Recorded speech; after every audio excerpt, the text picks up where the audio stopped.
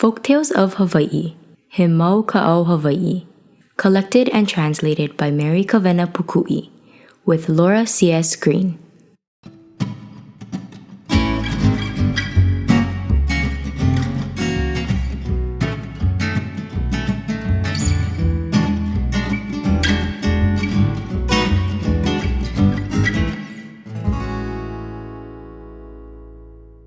The beautiful Keamalu.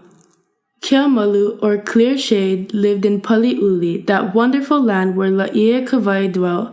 She was brought up as carefully as Laie Kawai.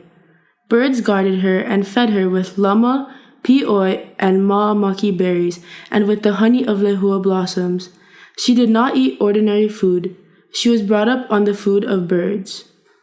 A spring in the mountains of O'ola'a is called Punawai o Keamalu, spring of clear shade, and there Keamalu went to bathe. One day, as she sat by the spring, a young man appeared to her and asked her to become his wife. She refused, for she did not want to marry, and when he insisted, the birds came and took the girl away on their wings. The young man returned to Puna to his sweetheart Kalehuaʻula, the red lehua blossom. While his body remained in Puna with that handsome woman, his thoughts were in the uplands of O'ola'a. Again and again he visited the uplands, finding no rest for his passion. Not finding Keamalu, he went back to Kalehuaʻula. Keamalu remained hidden in the house for fear of meeting the young man. The parents of Kalehuaʻula heard how he was running after Keamalu, and they asked him teasingly, "Is the girl really so beautiful?" "Yes, she is really beautiful," replied the young man. "Our daughter is indeed beautifully formed.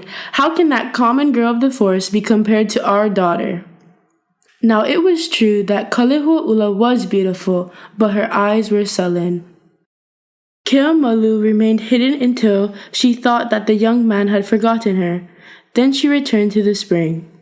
But she was seized by the youth and released only when the hawk had scratched his face and arms. Then the birds carried her away once more. Keamalu's guardian kupua heard of the slighting remarks made by the parents of Kalehuaʻula, and they determined to have a test of beauty between their child and the beauty of Puna. They sent a messenger to her parents, who accepted without hesitation, for their daughter was famous for her beauty all over Puna. They did not know that her opponent was a foster child of the kupua of Paliuli. Thus it was decided Keamalu was to pick her flowers and place them inside a certain big gourd, and Kalehuaʻula was to place her flowers inside a gourd, and the gourd over which the birds hovered would be the winner. When the day came for the contest, the Puna girl put pandanus blossoms and red lehua into her gourd. Keamalu filled hers with maile vine and white lehua. I'iwi hung over Keamalu's flowers, while only a fly flew over those of Kalehuaʻula. The parents were angry and insisted that the girls themselves should be compared. This was just what the foster parents wanted. Everyone was invited to come on that day and witness the great contest. When Kalehuaʻula appeared, all praised her beauty, but when Keamalu was brought forward by her foster parents, the people saw that she was more lovely than anyone they had ever seen. They struggled for places to see this incomparable beauty. The parents of Kalehuaʻula turned away in shame.